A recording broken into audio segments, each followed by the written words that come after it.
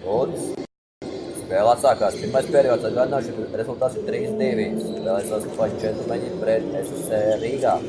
SEE Rīgā atvainojos. Šeit nedaudz patraucēja tiesnesis. Es saku, tas pat neredz jēgu, tad tiesnesim protesties laukumā. Viņš tikai tur maisās pa kājām. Būtu labāk par to laukumu malu tur sekojas līdz spēlei. Nav tas laukums tik nepārredzams, ka nevarētu redzēt, kas notiek.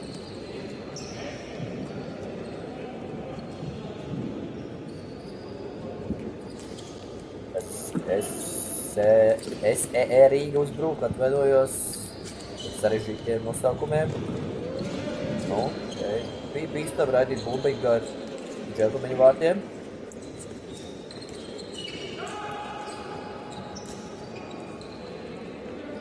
Nu, pagaidām uzlika džentlmeņi nedaudz tā kā iestrāguši savā zonā un netiek ārā. SSE šobrīd ļoti izteikti kontrolē notikums laukumā. Acīm redzot, šie trešie vārti ir vēl zinuši papildus motivāciju iekšā uzvarēt šo spēli. Un pagaidām džentlmeņiem nekas nesanāk. Mēģināt uzbrukt, cīņa laukuma centrā, un te jau arī vēl gan pacīnās to bumbiņu. Tas bija Edgars Liepiņš. Edgars Liepiņš tur kaut ko mēģina skaidrot vai ko, bet tur nav jēgas neko skaidrot. Ir vienkārši jāturpina spēle. Epizodi pagājusi un jāturpina tālāk. Un laukumā jau atgriezies arī Ulds Zeile, kam bija neliels negadījums, kur iebrauc pretinieks sejā ar elkoni, bet pa laimi viss ir kārtībā un Zeile turpina spēli. Ulds Zeile atvainojas.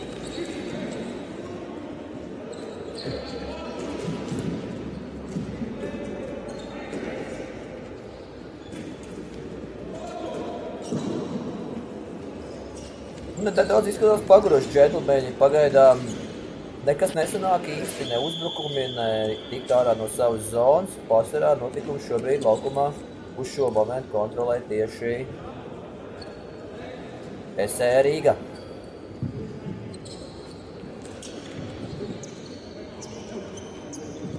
Nu, labi mēģināja Ulds Zeile atņemt bumbiņu, bet, tagad varbūt būs iespējas, būs bīstami, bet meties pa vārtiem varbūt labāk šī gadījumā vajadzēja piespēlēt. Bīstami ļoti, atkal izstāsta, ka pēkšņi būtu uznākusi otrā elpa džentlmeņiem. Sākuši ir atkal spēlēt. Griezes meklē partners, kam piespēlēt. Šeit jau klāt jau ir SSE Rīga florbolists.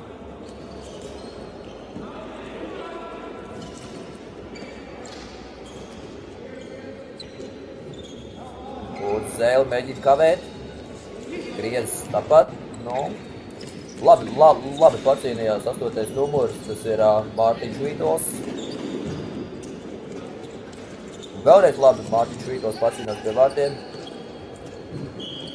Kopā ar 89. numuru tas ir Artūrs Stalmanis.